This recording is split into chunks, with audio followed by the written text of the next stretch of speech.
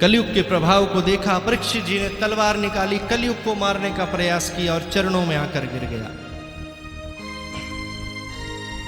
कौन हो? परिचय दिया, मेरा नाम कलयुग है। क्या गुण है तेरे अंदर? बोले जो जितना धर्म करेगा वो उतना कष्ट पाएगा। जहां पर जितनी सुंदर कथा हो रही होगी, कोई जाना चाहेगा तो मैं सबसे ज्यादा व्यवधान डालूंगा। सारे अवगुण गिना दिए। बोले निकल जाओ हमारे राज्य से, यहां रहने की तुम्हें आवश्यकता नहीं है। बोले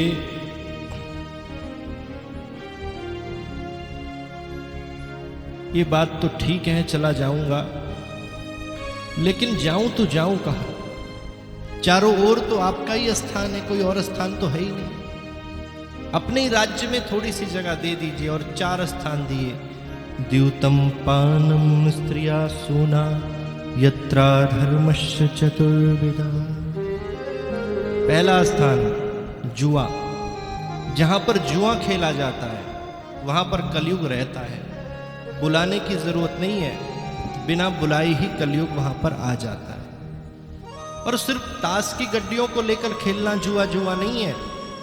आजकल तो दुनिया भर के मोबाइल में गेम आ गए हैं, जिनको खेलकर हमारे बच्चे गलत पंथ को पकड़ रहे हैं, लाखों का कर्जा कर ले रहे हैं। यह सब भी जुआ है। पांडवों ने जुआ खेला था, क्या हुआ? सब कुछ हार गए, स्वयं को भी हार गए। ऐसा करके अगर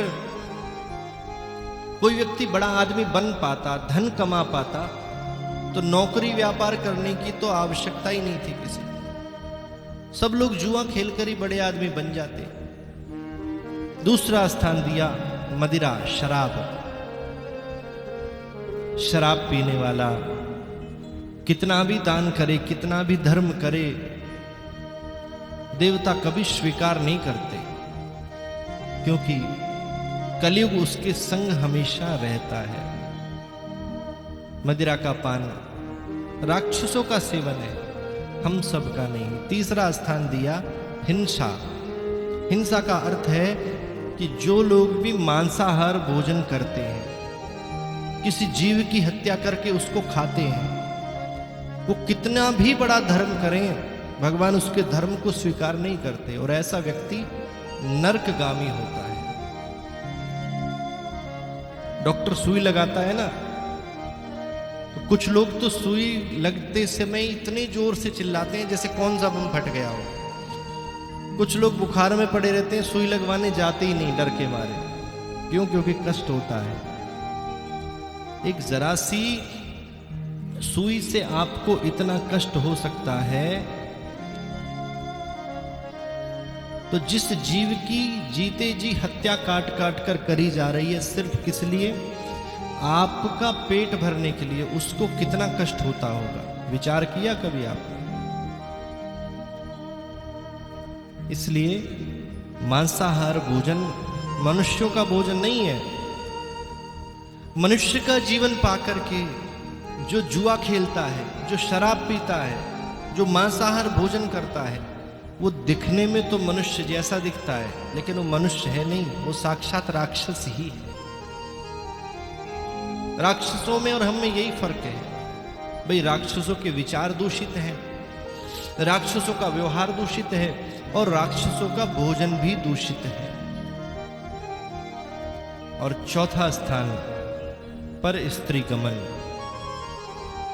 जहां पर पराई स्त्री पर कुदृष्टि डाली जाती हो, वहां पर कलयुग को बुलाना नहीं पड़ता, बिना बुलाए ही कलयुग आ जाता है। बिना बुलाए कलयुग आ जाता है।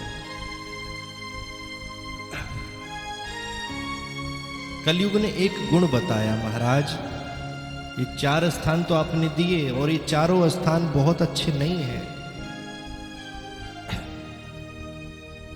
क्योंकि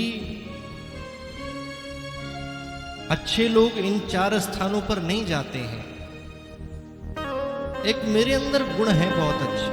बोले क्या गुण है? बोले अब से पहले जितने भी युग आए, उसमें हजारों हजार वर्ष घोर तपस्या करने के बाद भी जो जीव भवसागर से पार नहीं हो सकता था, वह जीव इस कलयुग में मात्र क्षण भर भगवान का नाम लेकर भव से पार हो सकता है। ऐसा ये कलयुग है कि क्षण भर नाम, लेकिन कैसा? शरणागत होकर कि मेरा आपके सिवा कोई नहीं है, ये भाव अगर सोचकर नाम लो तो क्षण भर नाम लेने पर ही आप पार हो जाओगे। लेकिन बहुत सारे ऑप्शन हैं और फिर माला जप रहे हो तो निश्चित ही कल्याण होना मुश्किल है। तो बंधुओं, जैसे ये गुण सुना परीक्षित जी ने कि इतना अच्छा गुण है कि मात्र क्षण भर नाम लेने से ही जीव पार हो जाएगा, तो 5वां स्थान दे दिया स्वर्ण में, यानी कि सोने में। तो कलयुग कहां कहां रहता है? शराब में, पर स्त्री गमन होता है जहां लोग जुआ खेलते हैं और जहां लोग मांसाहार भोजन करते हैं, और 5वीं चीज सोने के अंदर, स्वर्ण में।